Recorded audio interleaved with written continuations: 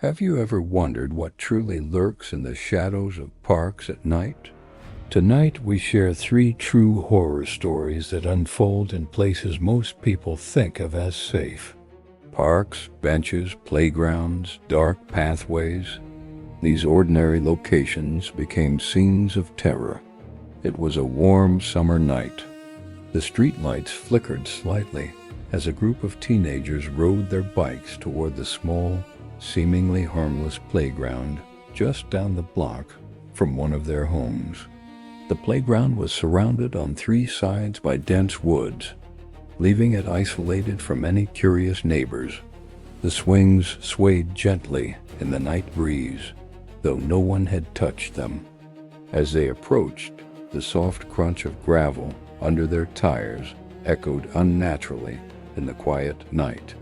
They stopped at the edge of the playground, settling on the slides and climbing frames that rose slightly above the ground, a perfect vantage point for them to hang out unnoticed. Minutes passed, filled with laughter and casual chatter. Then Tony, one of the teens, froze mid-sentence. "Did you hear that?" he whispered. A faint thump came from the slides, a sound that could not be attributed to their movements. The hairs on their necks stood on end. They scanned the playground, expecting a lost dog or some other person, but it was empty. Suddenly a voice called out. A child's voice, soft, innocent, yet chilling, emerged from inside the metal spiral slide. "Hello," their hearts raced.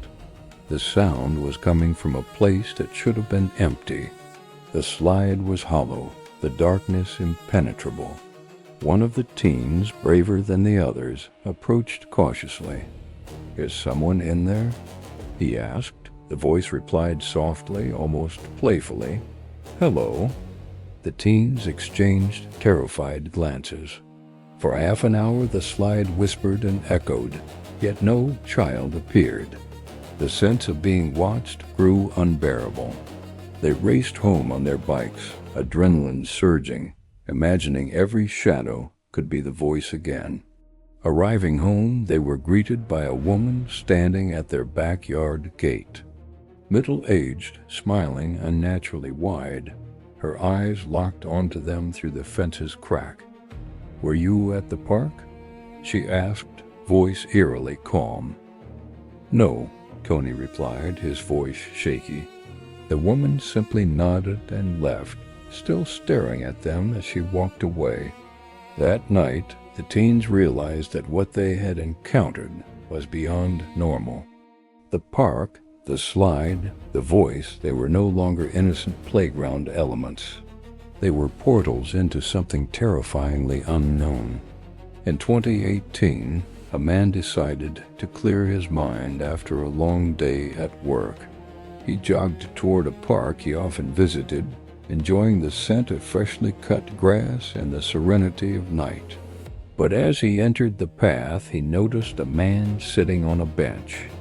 At first, nothing seemed off, but the figure's eyes followed him as he passed.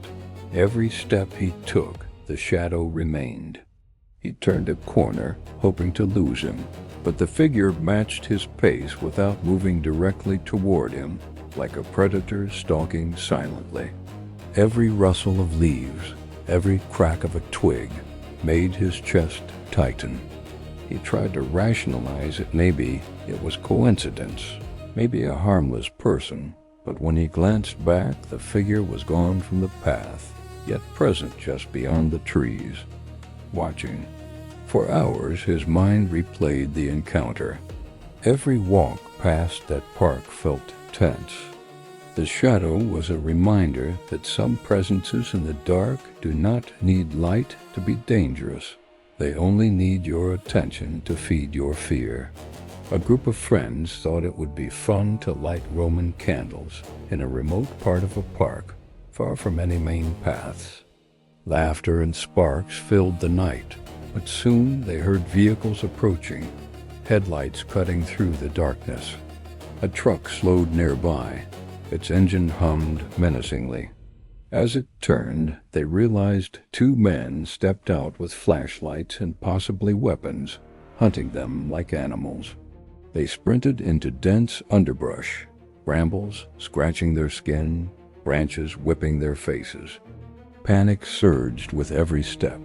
Footsteps followed. Shouts echoed across the woods, demanding they leave. But they had nowhere safe to run. Minutes felt like hours. Somehow they reached a clearing, but the threat remained. Every shadow seemed alive. Every rustle could signal pursuit. Finally they emerged near a road, exhausted, shaking, and forever marked by the realization that some people hunt at night with malicious intent. Parks, playgrounds, and forest trails at night are not always safe. These stories show that isolation, darkness, and the unknown can create nightmares out of ordinary spaces. If you walk at night, remember, always stay in well-lit areas, never go alone, and trust your instincts. Fear is not just a feeling, it is a warning. Even years later, memories of footsteps in the dark, eerie voices and lurking figures linger in the minds of those who survived. Hey everyone, quick question for you. Did you know that over 95% of the people who watch our videos aren't actually subscribed to the channel? We totally get it. Life gets super busy, and hitting that subscribe button is probably the last thing on your mind. But here's the thing, subscribing is completely free, and it is the single best way to support us and help us keep making the content you love to watch. It literally takes just 1 second to click, but it makes a massive difference for us. So, if you're enjoying what you see, please consider hitting that subscribe button and joining our awesome community. It would mean the world to us. Thank you so much for your support, and we'll see you in the next video.